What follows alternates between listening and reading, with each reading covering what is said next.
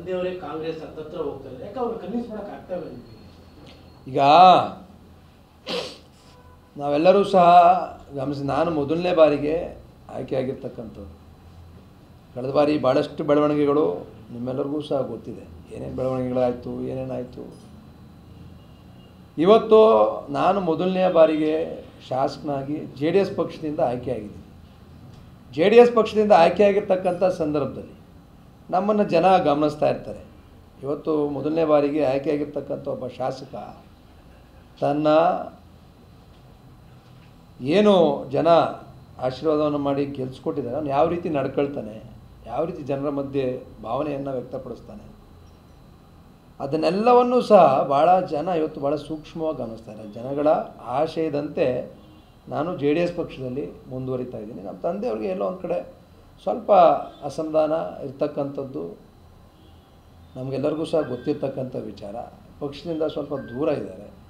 ಆದರೂ ಸಹ ಕುಮಾರಣ್ಣವರು, ದೊಡ್ಡವರು ಎಲ್ಲರೂ ಸಹ ಸಮಸ್ಯೆಯನ್ನು ಬಗೆಹರಿಸ್ತೀವಿ ಅಂತಕ್ಕಂಥದ್ದನ್ನ ಹೇಳಿದ್ದಾರೆ. ಮುಂದೊಂದು ದಿನಗಳಲ್ಲಿ ನೋಡ್ತಾರೆ. ನೀವು ಕನ್ವಿನ್ಸ್ ಮಾಡೋಕ್ಕಾಗ್ತಾ ಇಲ್ಲ ಅಂತ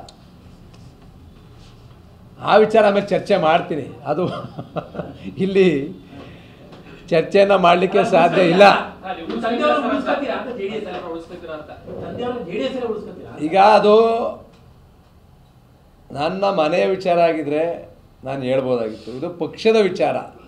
ಇದಕ್ಕೆ ಸೂಕ್ತವಾದಂಥ ಉತ್ತರವನ್ನು ಕೊಡಬೇಕಾದಂಥವ್ರು ದೊಡ್ಡವರು. ಅದಕ್ಕೆ ಪಕ್ಷ ದೊಡ್ಡವರು ಎಲ್ಲ ಸೇರಿ ಸೂಕ್ತವಾದಂಥ ತೀರ್ಮಾನ ತರ್ತಾರೆ. ನಾನು ಆಗಲೇ ಹೇಳಿದೆ, ನಾನು ಹೇಳ್ತಕ್ಕಂಥದ್ದು, ನಾನು ಮೊದಲನೇ ಬಾರಿಯ ಶಾಸಕ, ಮೊದಲನೇ ಬಾರಿ ಗೆದ್ದಿದ್ದೀನಿ. ಜನ ನನ್ನ ನಡೆಯನ್ನು ಗಮನಿಸ್ತಾ ಇದ್ದಾರೆ. ಮೊದಲನೇ ಬಾರಿ ಗೆದ್ದಿದ್ದಾನೆ JDS ಪಕ್ಷದಿಂದ. ಏನು ಮಾಡ್ತಾನೆ, ಬೇರೆ ಪಕ್ಷಕ್ಕೆ ಹೋಗ್ಬಿಡ್ತಾನ, ಇದೇ ಪಕ್ಷದಲ್ಲಿ ಇರ್ತಾನ, ಇಲ್ಲ ಏನೋ ನಡೆ ತೆಗೆದುಕೊಳ್ತಾನ ಅಂತಕ್ಕಂಥ ಒಂದು ಏನು ಜನರ ಒಂದು ನಿರೀಕ್ಷೆ. ಜನರು ನಮ್ಮನ್ನು ಇವತ್ತು ರಾಜಕಾರಣಿಗಳನ್ನೆಲ್ಲರನ್ನೂ ಸಹ ಇದಕ್ಕೆ ಕೆಳಗಡೆ ನೋಡ್ತಾ ಇದ್ದಾರೆ, ದುರ್ಬೀನ್ ಹಾಕೊಂಡು ನೋಡ್ತಾವ್ರು ಏನೇನು ಮಾಡ್ತಾರೆ ಇವರು ಅಂತ. ಆ ಸಂದರ್ಭದಲ್ಲಿ ನಾನು JDS ಪಕ್ಷದ ಒಬ್ಬ ನಿಷ್ಠಾವಂತ ಕಾರ್ಯಕರ್ತನಾಗಿ ಶಾಸಕನಾಗಿ ನಾನು ಮುಂದೆ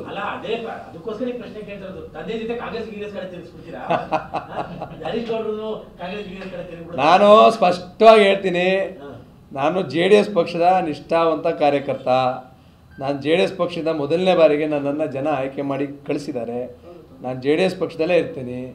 ನನಗೆ ಒಂದೇ ಉದ್ದೇಶ, ಈ ರಾಜ್ಯದಲ್ಲಿ ಕುಮಾರಣ್ಣ ಅವ್ರನ್ನ ಮತ್ತೊಮ್ಮೆ ಮುಖ್ಯಮಂತ್ರಿಯನ್ನಾಗಿ ನಾವೆಲ್ಲರೂ ಸಹ ನೋಡಬೇಕು.